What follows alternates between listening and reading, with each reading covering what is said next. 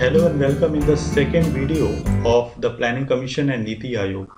One video I have uploaded in which I discussed about the meaning of the Niti Aayog and the Planning Commission, the structure of the Niti Aayog, how the Niti Aayog was replaced by the Planning Commission. So हम लोग पिछले video में नीति आयोग और planning commission के बारे में detailed में discussion किया है. सो आप अगर फर्स्ट वीडियो को नहीं देखे हो तो I will request everyone to watch that video first, otherwise it is very difficult to understand this video. आज के इस वीडियो में हम लोग प्लानिंग कमीशन और नीति आयोग के बीच में मेन डिफरेंसेस के बारे में चर्चा करने वाले हैं. So this is the basic question may appear, what are the difference between the planning commission and the NITI Aayog. So if we discuss, अगर हम लोग प्लानिंग कमीशन और नीति आयोग के बारे में डिफरेंसेस के बारे में बात करें तो planning commission mainly top down approach पर बना था, जहां पर न्यू दिल्ली में बैठकर बेस्ट ब्रेन्स के द्वारा पूरे इंडिया में even at the grass root level economic planning, infrastructure planning frame किया जाता था. इसका मतलब है कि from top to the down level which is improper. NITI Aayog के बारे में हम लोग बात करें तो NITI Aayog bottom up approach पर काम करता है, जहां पर सेंट्रल और स्टेट गवर्नमेंट के बीच में कोऑपरेशन होता है.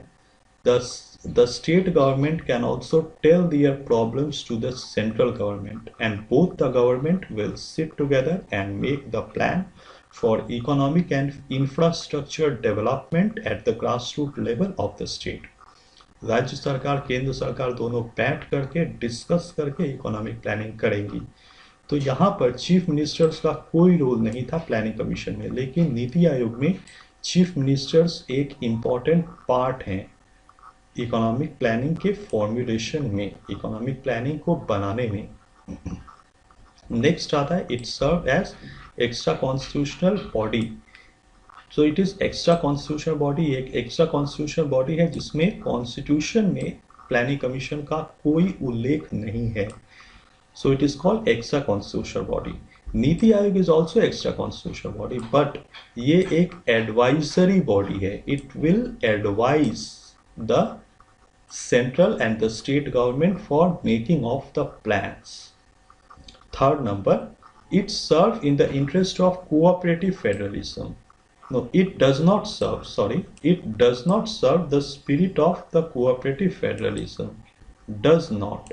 Here it is wrong one, sorry. Here it does not serve the spirit of cooperative federalism as states as equal partners.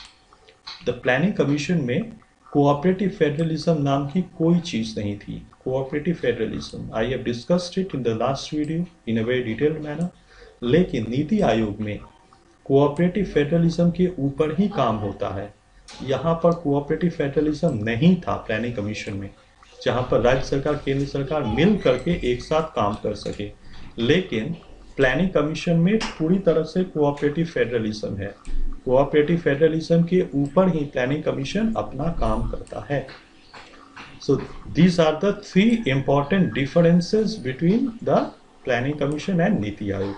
Planning commission और नीति आयोग के बीच में ये मेन तीन डिफरेंसेस होते हैं. सो नेक्स्ट डिफरेंस के बारे में अगर हम लोग बात करें तो the next difference is based on the fund allocation. The Planning Commission was responsible for allocation and the distribution of fund to the different state government.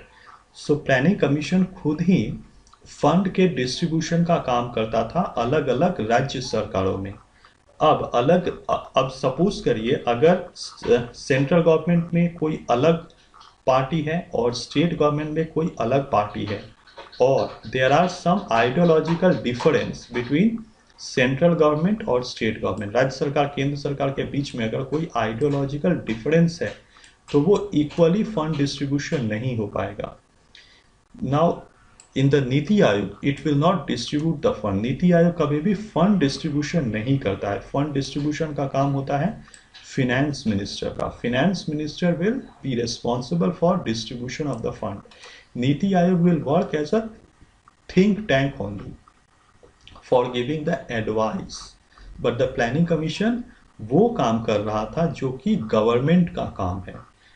So planning commission को अननेसेसरी पावर्स दिए गए थे। The planning commission was enjoying unnecessary economic power, इसीलिए there was need for the reform, इसीलिए इसे reform करना बहुत ज़रूरी था। सो ये एक बेसिक डिफरेंस आता है कि planning commission was responsible for distribution of the fund. Planning commission fund distribute करने का काम करता था अलग अलग राज्य सरकारों में, लेकिन नीति आयोग ये काम नहीं करेगा, ये काम होगा अब फाइनेंस मिनिस्टर के अंडर में। So this is the two basic difference between the planning commission and Niti आयोग। ये एक बहुत बड़ा डिफरेंस है। नेक्स्ट एक इंपॉर्टेंट डिफरेंस आता है कि प्लानिंग कमीशन में लिमिटेड एक्सपर्टीज काम करते थे। The limited expertise, limited brains, ज़्यादा एक्सपर्ट लोगों का ओपिनियन नहीं था प्लानिंग कमीशन में। नाउ नीति आयोग में ज़्यादा लोगों का एक्सपर्ट ओपिनियंस लिया जाएगा, wider expertise. Now this actually the planning commission was based on maximum governance with minimum government। ये इसके ऊपर ही नीति आयोग काम करता है, maximum governance and minimum government. So ये एक बहुत बड़ा फीचर है, limited expertise and the wider expertise. NITI Aayog में अलग अलग पार्ट टाइम भी लोगों का प्रोविजन है। So this is the basic difference between the planning commission and the NITI Aayog. I hope that all the differences are clear. आशा करता हूँ कि सारे differences आपके clear हो गए होंगे and you have enjoyed the video. So thank you for becoming the part of this video. Have a nice day. Thank you.